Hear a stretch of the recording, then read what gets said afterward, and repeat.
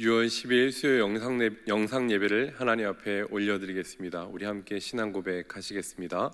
전능하사 천지를 만드신 하나님 아버지를 내가 믿사오며 그 외아들 우리 주 예수 그리스도를 믿사오니 이는 성령으로 잉태하사 동정녀 마리아에게 나시고 본디오 빌라도에게 고난을 받으사 십자가에 못 박혀 죽으시고 장사한 지 사흘 만에 죽은 자 가운데서 다시 살아나시며 하늘에 오르사 전능하신 하나님 우편에 앉아 계시다가 저리로서 산자와 죽은 자를 심판하러 오시리라.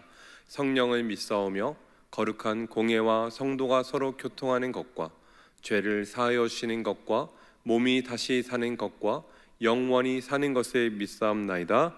아멘. 우리 함께 찬양하시겠습니다. 찬송가 337장 내 모든 시험 무거운 죄를 함께 찬양하겠습니다. 내 모든 시험 무거운 짐을 주 예수 앞에 아뢰이면 근심에 쌓인 날 돌아보사 내 근심 모두 맡으시네.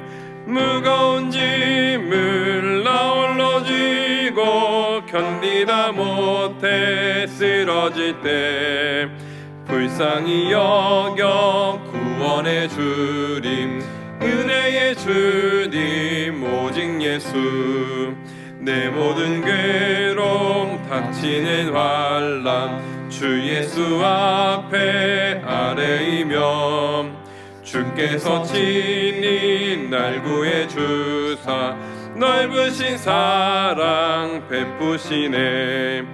무거운 짐을 나 홀로 지고 견디다 못해 쓰러질 때 불쌍히 여겨 구원의 주님 은혜의 주님 오직 예수. 내 짐이 점점 무거워질 때 주 예수 앞에 아뢰이면 주께서 친히 날 구해 주사 내 대신 짐을 져주시네. 무거운 짐을 나 홀로 지고 견디다 못해 쓰러질 때 불쌍히 여겨 구원의 주님 은혜의 주님 오직 예수. 마음의 시험 무서운 죄를 주 예수 앞에 아뢰이며 예수는 나의 능력이 되사 세상을 이길 힘 주시네.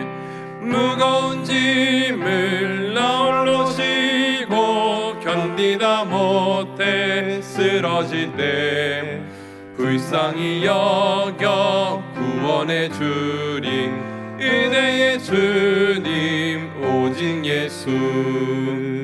아멘. 날마다 예수님 앞으로 걸어가는 우리가 되길 소망합니다. 한 장 더 찬양하겠습니다. 찬송가 539장 너 예수께 조용히 나가 찬양하겠습니다.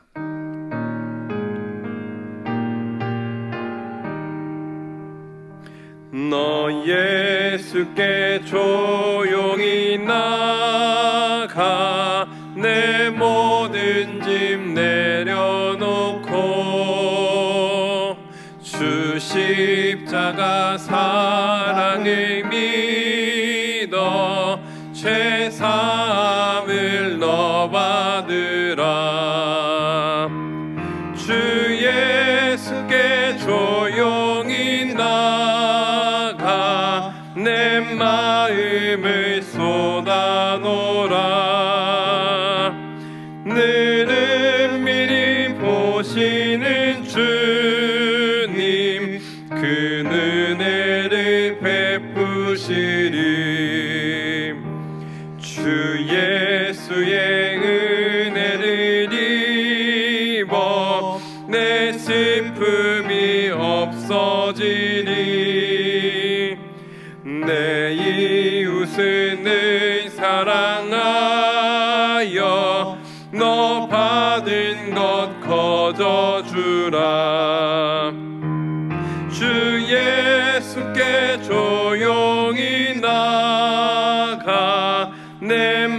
마음을 쏟아놓으라. 늘은 미리 보시는 주님, 그 은혜를 베푸시리. 주 예수를 친구로 삼아 늘 내 옆에 모시어라. 그 영원한 생명 샘물에 내 마른 목 죽이어라. 주 예수께 조용히 나가 내 마음을 쏟아놓으라. 늘은 미리 보시는 주님, 그 은혜를 베푸시리. 너 주님과 사귀어 살면 새 생명이 넘치리라. 주 예수를 찾는 이 앞에 참 밝은 빛 비추어라. 주 예수께 조용히 나가 내 마음을 쏟아놓으라. 늘은 미리 보시는 주님, 그 은혜를 베푸시리. 아멘. 날마다 주 예수님께 가면 주께서 우리에게 말할 수 없는 은혜 베푸시리라 믿습니다. 이 시간 예배를 위해 최지훈 목사님께서 기도해 주시겠습니다. 기도드리겠습니다. 우리의 산 소망이 되시고 우리를 하나님의 자녀 삼아 주심에 감사합니다. 이 시간 드리는 모든 예배가 하나님의 기쁨이 되고 하나님께 영광이 되길 원합니다. 우리의 찬양과 고백을 받아주시고 예배를 통하여 말씀을 통하여 영적으로 더욱 풍성한 주님의 자녀가 되게 하여 주시옵소서. 이 시간 연약하고 부족한 심령들을 붙들어 주시옵소서. 우리의 모든 삶이 하나님을 예배하고 하나님께 영광이 되는 영적 제사장의 삶이 되어야 함에도 불구하고 그러지 못하는 우리의 모습을 볼 때마다 부끄럽지만 그럼에도 불구하고 사랑한다 말씀하시는 주님의 은혜가 있기에 또다시 일어설 힘을 얻습니다. 영적으로나 육적으로나 연약한 자들을 붙들어 주시고 하나님의 영광 위하여 우리가 있는 그 자리에서 아름답게 쓰임 받으며 우리의 모든 삶을 통하여 하나님의 크신 사랑을 전하는 삶이 되게 하여 주시옵소서. 주님, 코로나19로 인하여 안타깝고 마음 아픈 상황들이 계속되고 있습니다. 언제쯤이나 안정이 될까? 언제쯤이나 걱정 없이 모여 함께 예배하며 기쁨의 교제를 나눌 수 있을까? 걱정과 두려움과 근심이 있습니다. 우리의 모든 상황과 마음을 아시는 주님, 이 모든 상황들을 믿음의 눈으로 바라볼 수 있게 하여 주시고 하나님의 뜻을 구하고 하나님의 뜻을 따라 나아가는 우리 모두가 되게 하여 주시옵소서. 주님, 이 시간 말씀을 듣습니다. 듣는 말씀을 통해 우리의 삶 속에서 버려야 할 것은 버리게 하시고 채워져야 할 것은 채워지게 하셔서 더욱 성숙하고 더욱 충만한 그리스도인으로 자라나게 하여 주시옵소서. 말씀을 전하시는 서인원 목사님께 지혜와 명철을 더하시고 성령의 능력을 더하셔서 주님의 말씀을 전하시고 사명 감당하시기에 부족함이 없도록 능력에 능력을 더하여 주시옵소서. 살아계신 예수 그리스도의 이름으로 기도드립니다. 아멘.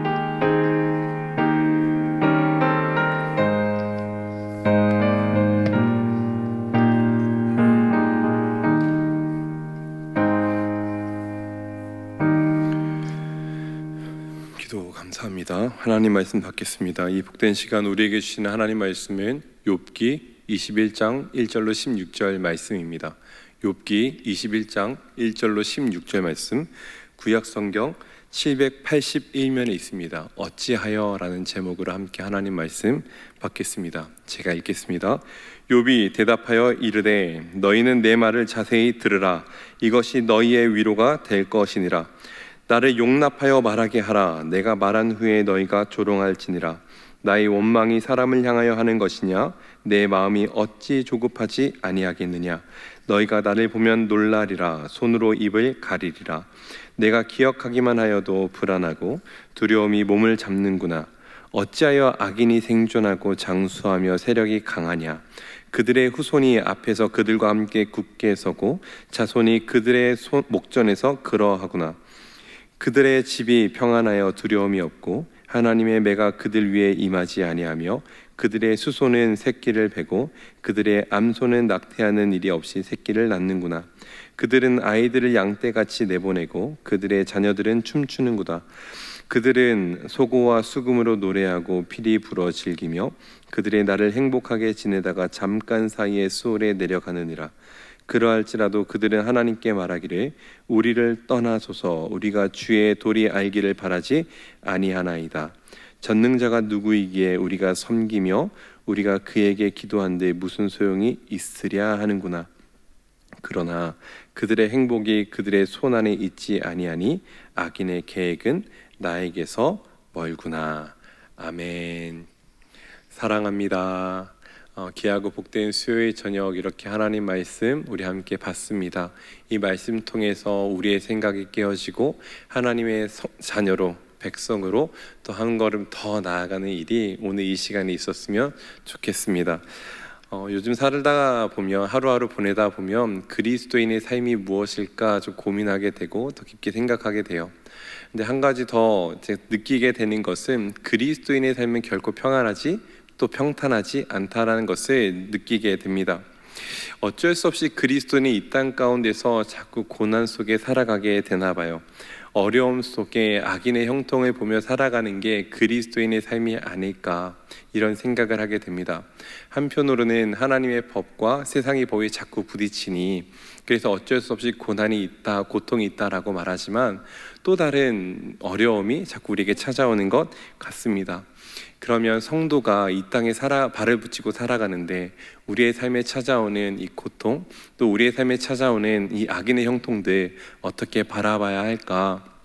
여기에 대한 질문들을 우리가 좀 함께 살펴보려고 했으면 좋겠어요. 사람들은 특히 그리스도인의 이 고난에 대해서 아마도 그리스도인 고난뿐만 아니라 삶 속에서 겪는 모든 어려움들을 인과응보로 해결하고 답을 하려고 하지 않나 싶습니다.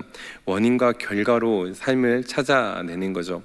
늘 이 사람이 복을 받으면 착한 일을 했구나, 저 사람이 삶이 어려우면 나쁜 짓을 했구나, 그렇게 삶을 계속해서 정의하는 것 같습니다. 욥은 그의 고난이 자신의 죄 때문에 현재 일어난 것이 아니라 하나님의 징벌이라고 주장하는 친구들에 대해서 자꾸 반론하고 있는 거예요. 내가 과연 인과응보로 내가 삶을 잘못 살았기 때문에 자꾸 이런 어려움이 내 삶에 일어나는 것이냐, 그거 아니다라고 반론하고 있는 거죠. 그래서 이 욥의 21장을 통해서 두 가지 질문을 좀 해보고, 고난에 대한 또 악인의 형통에 대한 두 가지 질문을 해보고 또 거기에 대한 답을 함께 찾아가 보려고 합니다. 첫 번째 질문인데, 고난을 과연 악인의 형통을, 특히 고난의 인과응보로만 우리가 설명할 수 있을까? 욥의 세 친구들은 이 의인의 고난에 대해서, 욥의 고난에 대해서 인과응보라고 말하는 것을 무조건 그렇다라고 이야기해요. 네가 삶을 잘 살았으면 고난이 없고 삶을 잘 살았으면 고난이 있고, 그건 당연한 인과응보다, 응보의 결과다라는 거예요. 하지만 성경은 그렇지 않다는 거죠. 먼저 욥이 이렇게 증언합니다. 21장 7절과 8절인데 이렇게 이야기해요. 어찌하여 악인이 생존하고 장수하며 세력이 강하냐? 그들의 후손이 앞에서 그들과 함께 굳게 서고 자손이 그들의 목전에서 그러하구나. 욥은 악인들이 벌을 받고 징계를 받아야 하는 것이 사실이라면 현실의 삶에 왜 저들이 자꾸 저렇게 잘 사냐? 악인들이 하나님 없이 살아가고 악인들이 자신을 위해 살아가고 배불리며 살아가는데, 특히 하나님이 없다 외치는 삶을 살아가고 있는데 어찌 저들이 잘 사냐라고 오히려 친구들에게 반문하고 있죠.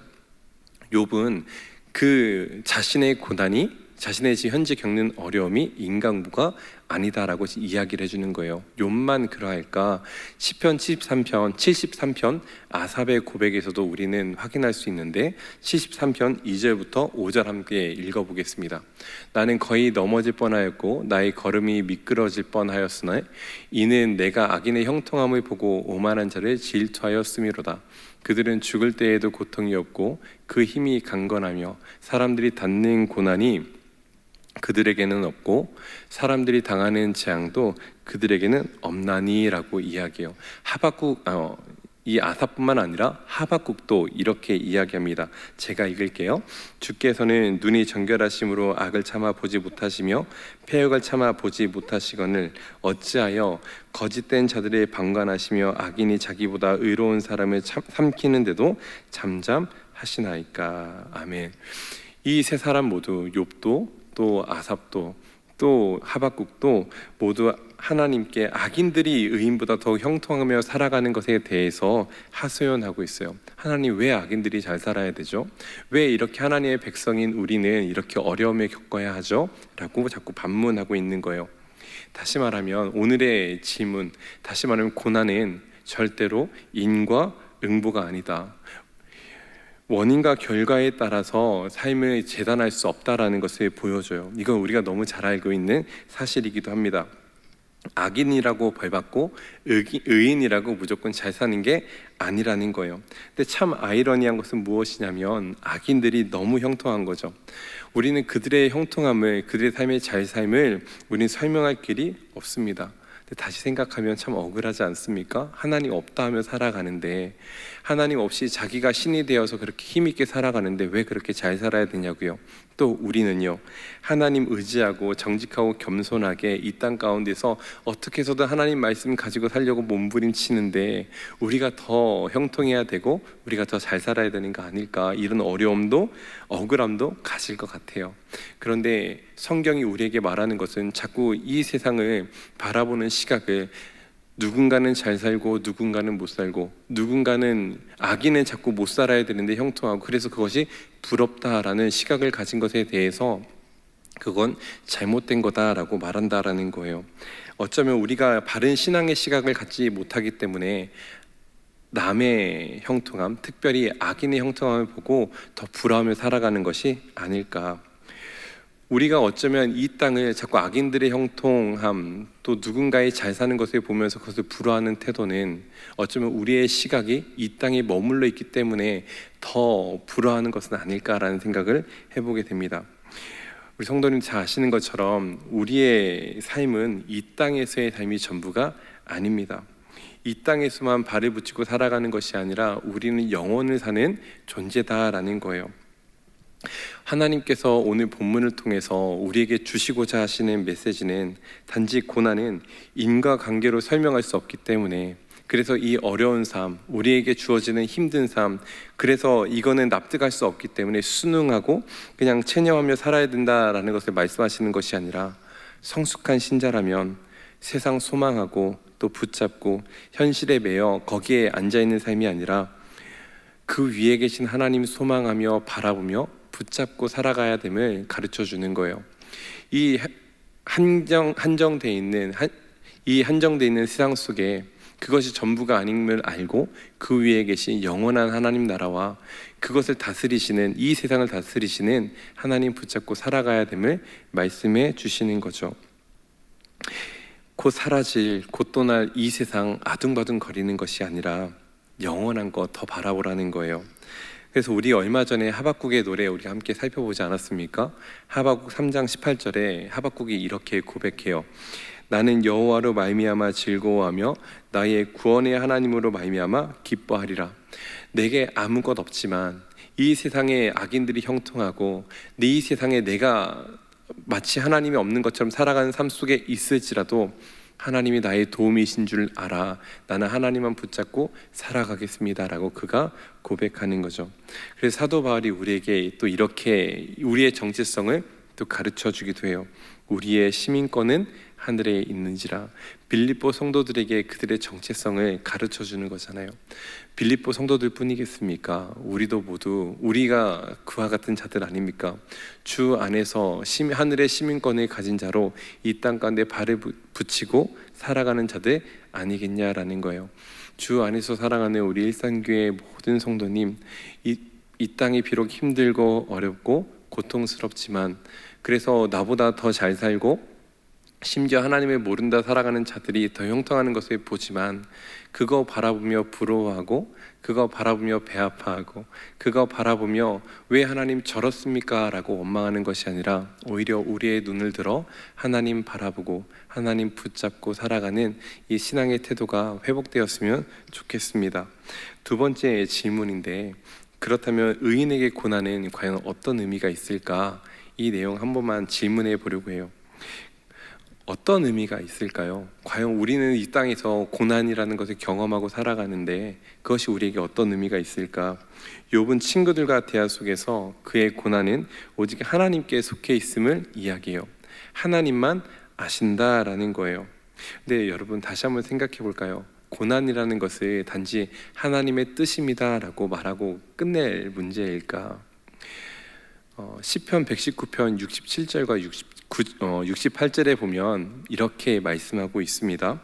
고난 당하기 전에는 내가 그릇 행하였더니 이제는 주의 말씀을 지키나이다. 주는 선하사 선을 행하시오니 주의 율례들로 나를 가르치소서. 아멘. 시인은 고난이 무엇인가, 고난에 담겨진 뜻이 무엇인가, 선하신 하나님께서 선을 행하신 일이라고 이야기해요. 선하신 하나님께서 선을 베푸신 일. 시인이 67절에 보니 시인이 아마 하나님 앞에 크게 잘못한 것 같아요. 그릇 행하고 주의 율례들을 지키지 않은 것 같아요. 흔히 하는 말로 그는 하나님 앞에서 범죄한 겁니다. 그런데 범죄한 이 시인에 대해서 하나님께서 심판하시고 멸하시는 것이 아니라 그를 향하여 하나님께서 고난이라는 것을 통해 깨닫게 하시는 거예요. 여러분, 이 고난이라는 것은 다른 말로 표현하면 징계라고도 표현할 수 있겠네요. 하나님께서는 징계를 통해서 하나님의 백성이 주 앞으로 다시 돌아가야 함을, 영원한 하나님 아버지와 함께 손잡고 살아가야 함을, 영원한 하나님의 사랑 안에 하나님과 연합하며 살아가야 함을 가르쳐 주는 거예요. 그래서 히브리서 12장 8절은 우리에게 이 고난이라는 것을 징계라는 단어로 바꾸어 이렇게 가르쳐 주죠. 징계는 다 받는 것이거늘 너희에게 없으면 사생자요 친아들이 아니니라. 징계는 다 받는 것이거늘 너희에게 없으면 사생자요 친아들이 아니라. 아버지는 아들이 잘못했을 때 그것을 보고 격려하고 칭찬하지 않아요. 아들의 죄를 보고 아버지는 그것을 바로 잡아 줍니다. 하나님도 마찬가지 아니겠습니까? 우리의 아버지 되시는 하나님께서 우리의 죄악을 보고 그것을 보며 박수치고 격려해주고 그것을 더 하라고 떠미는 것이 아니라 하나님의 뜻대로 살아가도록, 하나님의 사랑 안에 살아가도록 계속 권면해주고 또 채찍질 해주시는 것 아니겠냐 싶어요. 이 고난이 계속되고 그 순간은 아프지만 이 징계가 계속되면 계속될수록 우리 안에 한 가지 변화가 일어나게 됩니다. 그것은 바로 야고보서 1장 2절과 3절에 이렇게 표현해줘요. 내 형제들아, 너희가 여러 가지 시험을 당하거든 온전히 기쁘게 여기라. 이는 너희 믿음의 시련이 인내를 만들어내는 줄 너희가 아임이라. 이 징계가 계속될수록, 고난이 계속될수록 우리 안에 절망과 좌절과 말할 수 없는 슬픔이 찾아오는 것이 아니라 기쁨이 찾아오게 됨을 말씀하고 있는 거예요. 이 징계가 계속되어 우리 안에 성숙과 또 우리 안에 또 다른 신앙의 인내가 더욱더 커지기 때문인 것 아니겠습니까? 그래서 우리 하나님을 닮아가는 길이 또 우리 하나님의 수준으로 우리가 더 성숙해지게 되기 때문 아니겠습니까? 주 안에서 살아가는 우리 일산교회 성도님, 우리의 삶에 알 수 없는 고난의 문제가 있고 우리의 삶에 알 수 없는 어려움이 있다 할지라도 그것을 하나님을 향한 원망의 수단으로 삼는 것이 아니라 나를 더욱더 성장시키고자 하시는, 성숙시키고자 하시는 하나님의 사랑의 손길로, 또 선하신 하나님께서 내게 또 가르침을 주고 싶어 하시는 그 하나님의 가르침으로 여기는 우리가 되었으면 좋겠습니다. 말씀을 맺겠습니다. 우리가 두 가지 질문을 살펴보았습니다. 첫 번째, 고난을 인과관계로 설명할 수 있는가? 성숙한 신자는 고난의 뜻을 찾기로 노력하는 것이 아니라 오히려 하나님께 초점을 맞춰야 함을 살펴보았습니다. 왜 아기는 저러한가? 왜 성도인 나는 이러한가? 그것이 아니라 하나님, 내 힘은 오직 하나님이시라, 나에게 소망은 오직 하나님이시라, 그 고백으로 살아가는 우리가 되면 좋겠습니다. 두 번째 질문, 고난에 어떤 의미가 있는가? 고난의 의미는 단지 하나님의 뜻이라고 치부하고 끝낼 것이 아니라 선하신 하나님께서 나에게 선을 행하시는 일, 다시 말해 고난은 하나님께서 우리에게 주시는 사랑이고 또 우리에게 주시는 선물이라 할 수 있겠습니다. 그것을 통해 하나님의 뜻을 또 발견하게 되고 하나님의 수준으로 세워지게 되니 그것이 얼마나 우리에게 또 기쁜 일 아니겠습니까? 이 이야기들은 우리가 너무 잘 알고 있는 이야기들입니다. 그리고 이 말씀을 드리는 저도 어떻게 보면 너무 철없는 이야기 드리는 거 아닌가라는 싶은 생각이 들기도 해요. 하지만 사랑하는 성도님, 이것을 우리가 당연한 이야기로 받는 것이 아니라 다시 한번 우리에게 주시는 하나님의 말씀으로 받아 이 어려운 시기에 또 우리의 삶에 찾아오는 이 고난의 문제들을 하나님과 함께 손잡고 이겨내는 저 우리 모든 성도님들 되면 좋겠습니다. 기도하겠습니다. 사랑하는 하나님, 우리의 삶에 찾아오는 고난의 문제들 그 앞에 주저앉고 눌러앉고 때로는 하나님을 향한 원망으로 반응하는 것이 아니라 그 앞에서 또 하나님을 발견하고 영원한 하나님 나라와 그 위에 계신 하나님의 계심을 깨달아 내 모든 초점을, 인생의 초점을 주님께 맞추는 은혜가 있게 하여 주옵소서. 현실의 삶 속에서 주저앉고 눌러앉고 싶을 때마다 내 고개 들고 내 손을 주님께 올려서 주님으로 인해 살아가겠노라 라고 말하는 신앙의 고백들이 일어나게 하여 주옵소서.